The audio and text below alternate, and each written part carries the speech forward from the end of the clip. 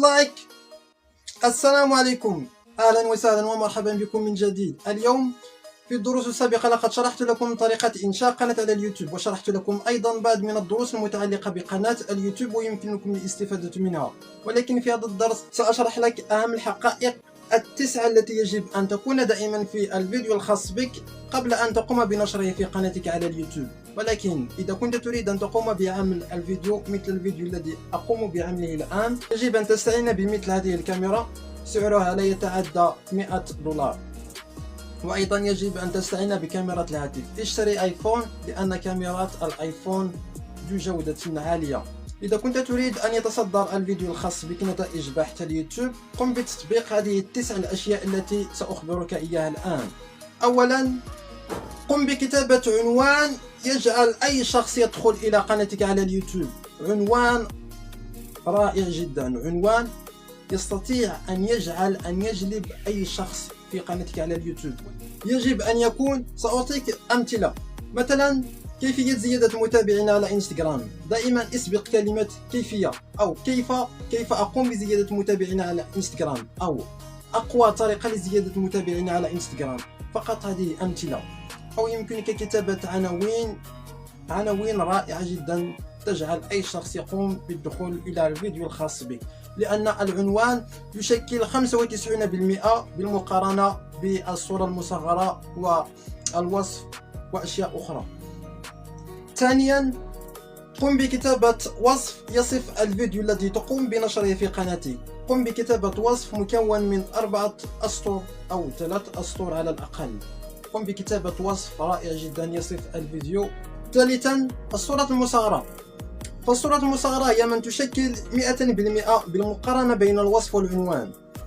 إذا كنت تريد أن تحصل على مشاهدات كثيرة في الفيديو الذي تقوم بنشره في قناتك على اليوتيوب، يجب أن تقوم بإضافة صورة مصغرة رهيبة جدا، مثل هذه الصورة كما ترون أيها الإخوان. انظروا إلى هذا الشخص كما ترون يقفز، وانظروا إلى العنوان كما كتبها صاحب الفيديو. فهذه هي الطريقة لكي تقوم حتى أنت بإضافة الصورة المصغرة، صورة مصغرة رهيبة جدا لكي تحصل على مشاهدات كثيرة.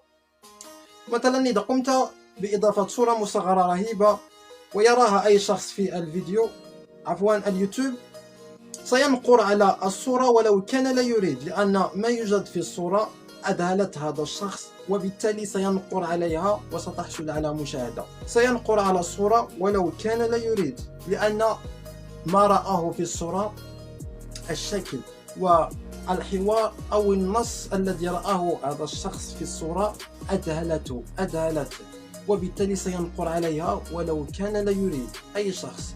فهذه هي الطريقة لكي تحصل على مشاهدات كثيرة. رابعا، الهاشتاج يجب دائما أن يكون في الوصف في المقطع الذي تنشره في قناتك على اليوتيوب. لكي تتصدر فيديوهاتك نتائج بحث اليوتيوب، لابد أن تقوم بوضع الهاشتاج للمقاطع الخاص بك. ولكي أريكم أمثلة، انظروا إلى هذه الصورة كما ترون أيها الإخوان. هو الهاشتاج الذي قمت بإضافته في المقطع الخاص بي. طريقة حذف، كيفية حذف أو كيفية قبول طلبات صداقة دفعة واحدة كما ترون. لهذا تصدرت رقم 1 في محركات بحث اليوتيوب. إذا قمت بكتابة في اليوتيوب كيفية قبول طلبات الصداقة دفعة واحدة، سترى المقطع الخاص بي يتصدر المركز الأول أو المركز الثاني في نتائج بحث اليوتيوب. والسبب في ذلك أنني قمت بإضافة الهاشتاج والكلمات الدلالية. خامسا، الكلمات الدلالية. ما معنى الكلمات الدلالية؟ الكلمات الدلالية يعني هي من تقوم بإظهار الفيديو الخاص بك في نتائج بحث اليوتيوب. إذا كنت تريد أن تظهر المقاطع الخاص بك في نتائج بحث اليوتيوب، يجب أن تقوم بإضافة الهاشتاج والكلمات الدلالية. في الدرس السابق لقد شرحت لكم طريقة جعل المقاطع الخاص بك تحتل المرتبة الأولى في نتائج بحث اليوتيوب.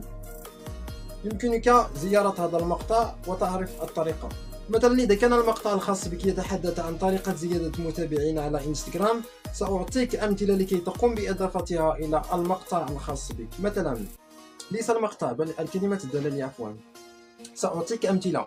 مثلا يمكن لأي شخص في اليوتيوب، يمكن أن يكتب أي شخص في بحث اليوتيوب كيفية زيادة متابعين على انستغرام. يمكن أن يكتب هذه الكلمة أو يمكن أن يكتب طريقة زيادة المتابعين على انستغرام، أو يمكن أن يكتب الطريقة السريعة لزيادة متابعين على انستغرام، أو كيف أزيد متابعين على انستغرام.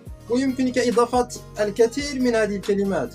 وإذا قام أي شخص بكتابة مثلا كيفية زيادة متابعين على انستغرام، سيظهر له المقطع الخاص بك إما في المركز الأول أو المركز الثاني أو المركز الثالث أو في المركز الرابع.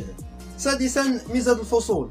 ميزة الفصول تعني هي من توجه المشاهد لكي يقوم بمشاهدة آخر لقطة في مقطع الخاص بك، بدون أن يقوم بمشاهدة من بداية المقطع إلى نهاية المقطع.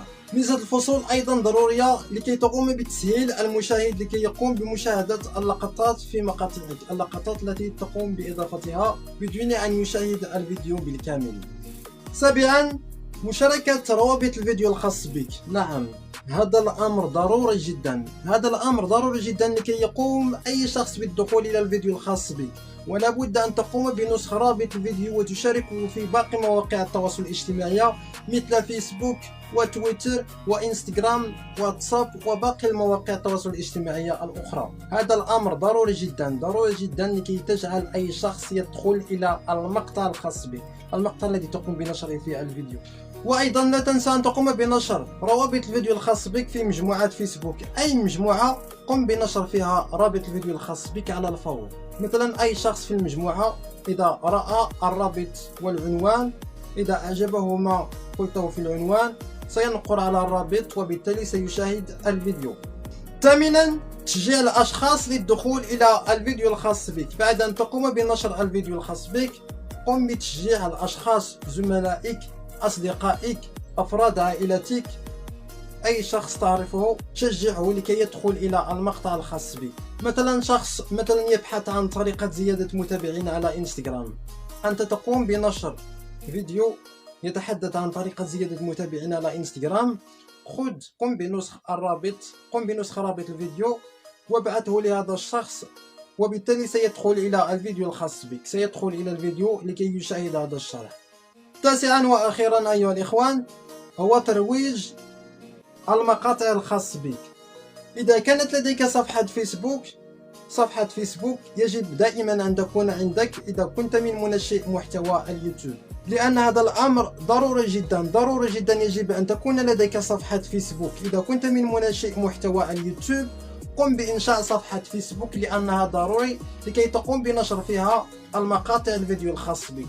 أي فيديو تقوم بنشره في قناتك على اليوتيوب انشره على الفور في صفحتك على الفيسبوك، وبالتالي قم بترويج المنشور الخاص بك $1 أو $2، وسيصل إلى آلاف من الناس المستخدمين الفيسبوك، أو ملايين من الناس. كل مستخدم فيسبوك سيرون الترويج الخاص بك، وبالتالي ستحصل على مشاهدات كثيرة.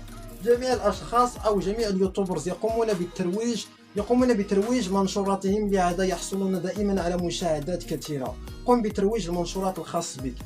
وكما أعتقد أن هذا كل شيء في هذا الدرس أيها الإخوان. إلى اللقاء.